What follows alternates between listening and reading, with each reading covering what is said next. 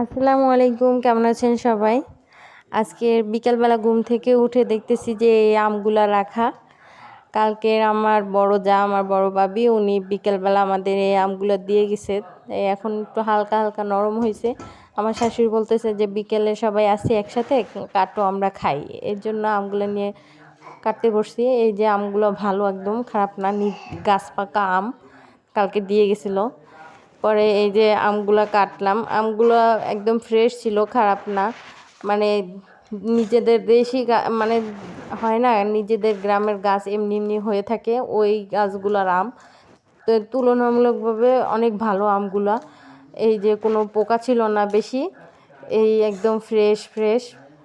দুই একটা ছিল হালকা হালকা পোকা, ওইগুলো আমরা নিই নাই। পরে বিকালবেলা সবাই খাইছি বসে একসাথে। আমার বাচ্চাও 2-3 পিস খাই ফেলছে। হালকা মিষ্টি হালকা টক এরকমের ছিল, একদম টক না, ভালোই।